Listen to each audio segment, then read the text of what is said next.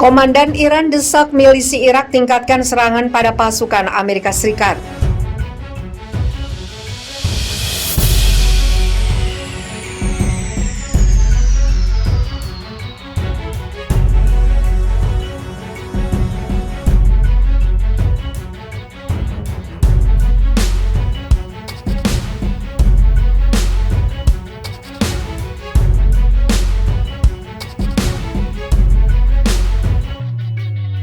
Seorang komando senior Garda Revolusi Iran mendesak milisi Syiah Irak meningkatkan serangan terhadap target-target Amerika Serikat selama pertemuan di Baghdad pekan lalu.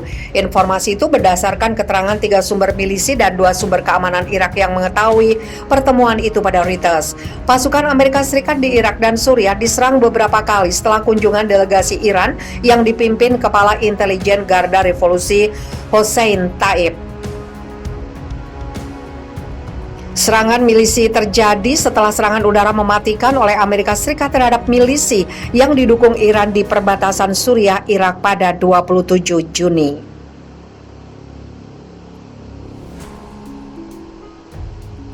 Selain mendorong pembalasan, Iran menyarankan Irak tidak pergi terlalu jauh untuk menghindari eskalasi besar. Papar 3 sumber milisi menjelaskan pertemuan itu. Namun Iran menyarankan para milisi memperluas serangan mereka dengan membalas terhadap pasukan Amerika Serikat di Suriah. Ungkap salah satu dari 3 sumber milisi, seorang komandan senior milisi lokal dalam pertemuan tersebut.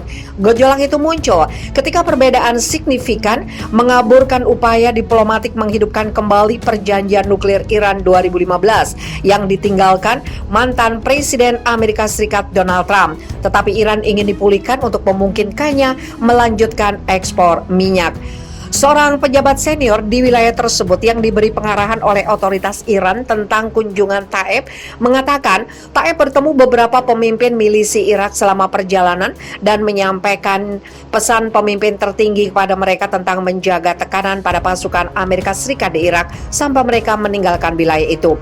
Sejak serangan udara Amerika Serikat, serangan terhadap pasukan dan personil Amerika Serikat atau pangkalan di mana mereka beroperasi telah meningkat di Irak dan meluas ke Suriah Timur.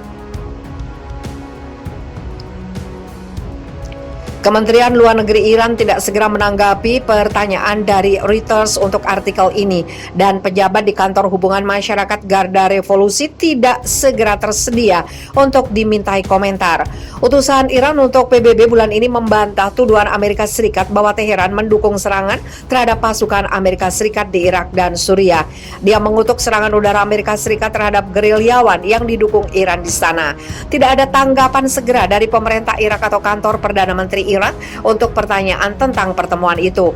Sumber yang berbicara dengan Reuters melakukannya dengan syarat anonim karena sensitivitas subjek.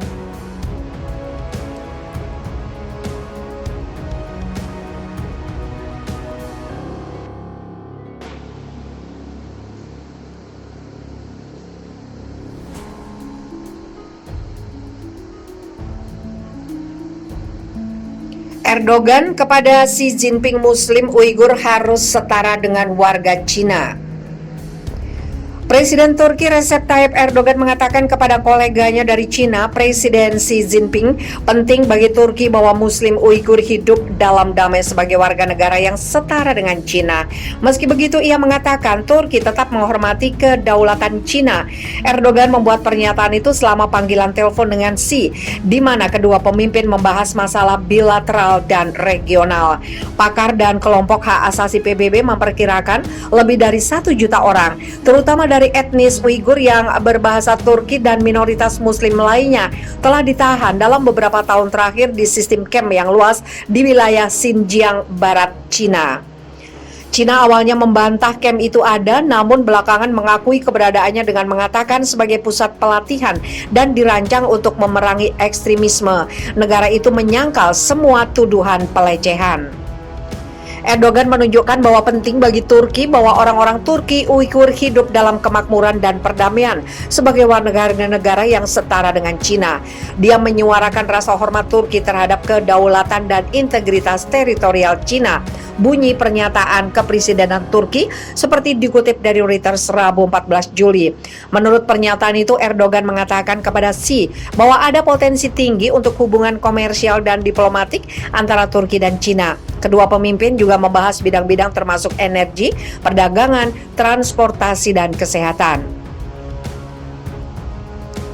Beberapa dari 40.000 warga Muslim Uighur yang tinggal di Turki telah mengkritik pendekatan Ankara ke Cina setelah kedua negara menyetujui perjanjian ekstradisi tahun lalu. Menteri Luar Negeri Turki mengatakan pada bulan Maret kesepakatan itu mirip dengan yang dimiliki Turki dengan negara-negara lain dan membantahnya akan menyebabkan orang-orang Uighur dikirim kembali ke Cina. Ratusan orang Uighur memprotes perlakuan terhadap kerabat etnis mereka di Cina selama kunjungan Menteri Luar Negeri Cina Wang Yi ke Ankara pada bulan Maret lalu. Beberapa pemimpin oposisi Turki menuduh pemerintah Turki mengabaikan hak-hak Uighur demi kepentingan lain dengan Cina yang dibantah pemerintah. Pada bulan April, Turki memanggil duta besar Cina setelah kedutaannya mengatakan memiliki hak untuk menanggapi para pemimpin oposisi Turki yang mengkritik perlakuan Cina terhadap Uighur.